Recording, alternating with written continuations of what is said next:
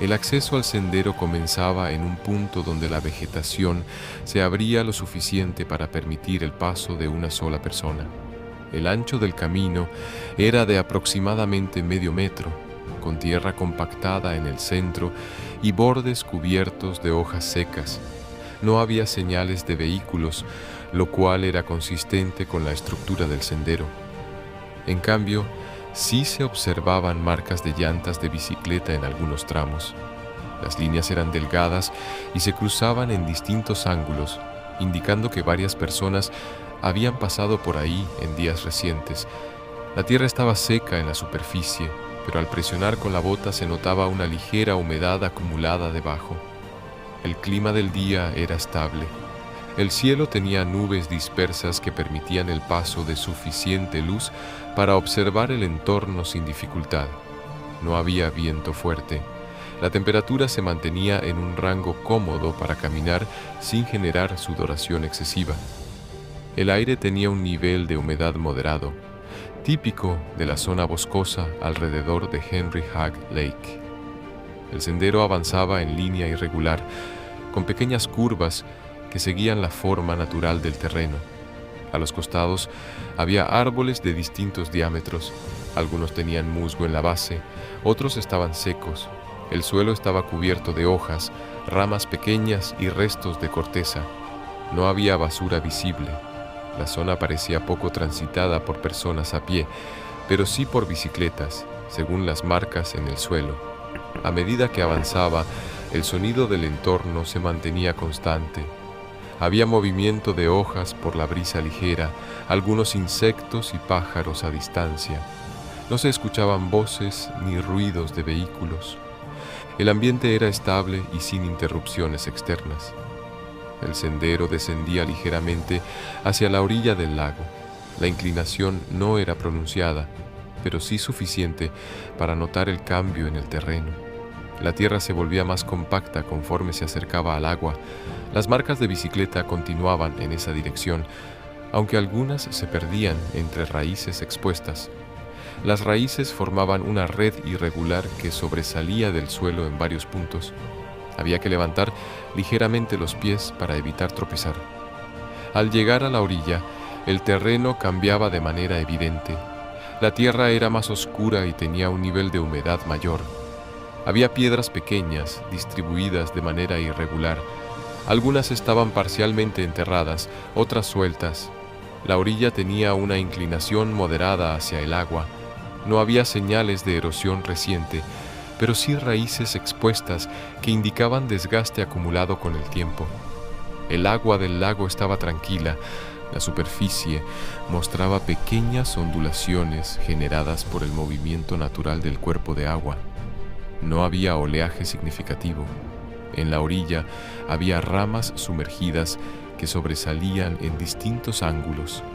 Algunas estaban cubiertas parcialmente por algas, otras se veían limpias.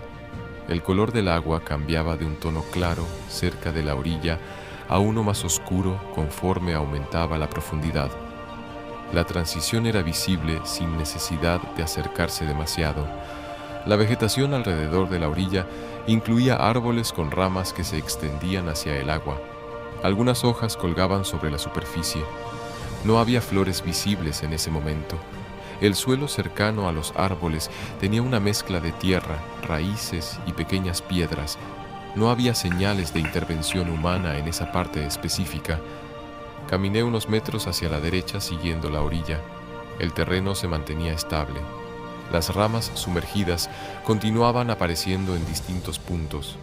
Algunas estaban inclinadas hacia el interior del lago.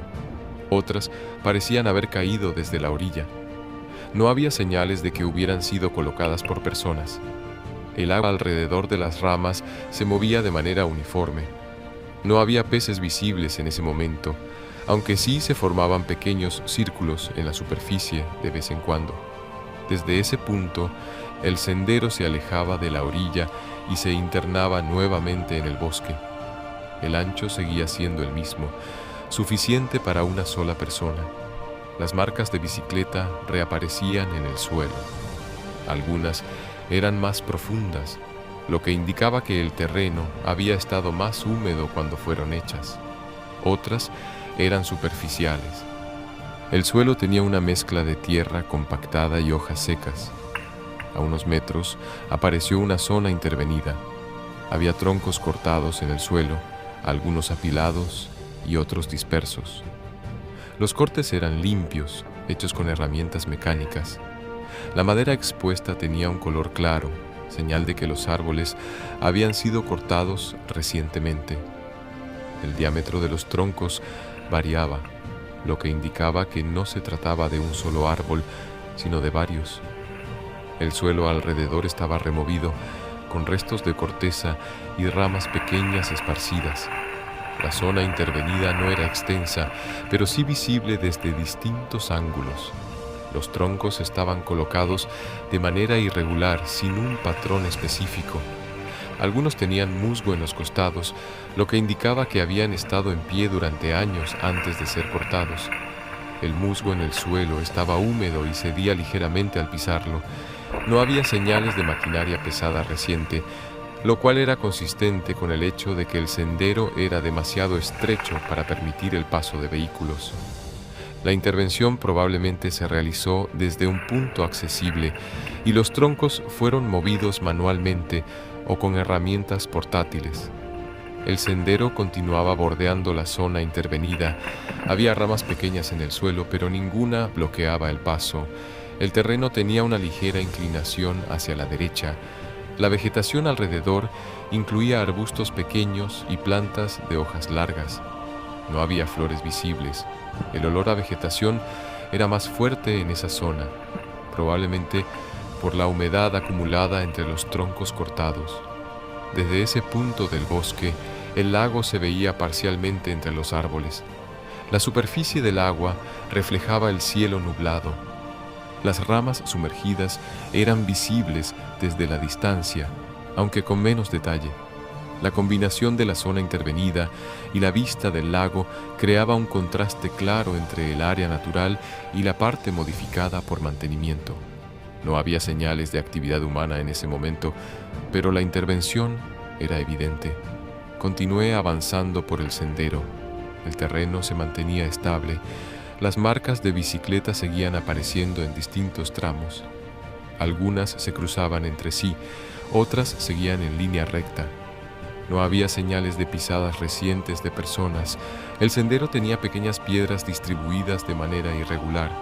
Algunas estaban parcialmente enterradas, otras sueltas. El sonido del entorno seguía siendo constante.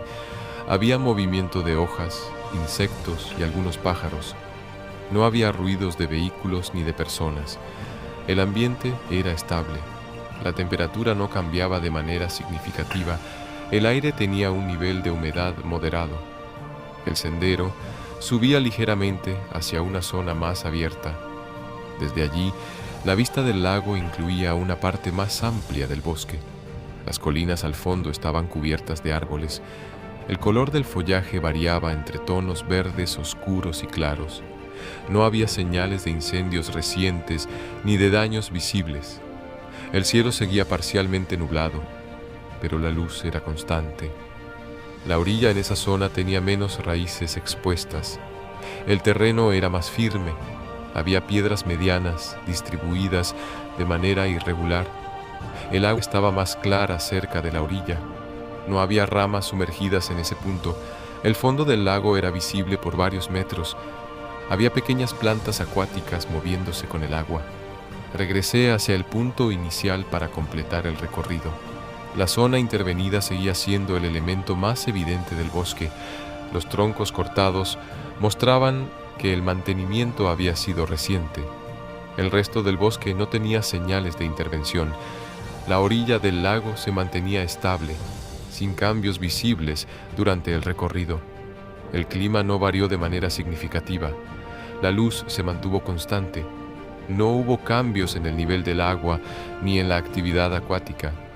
El recorrido permitió observar la relación entre el sendero estrecho, la orilla y la zona intervenida. Cada parte mostraba características distintas, pero todas formaban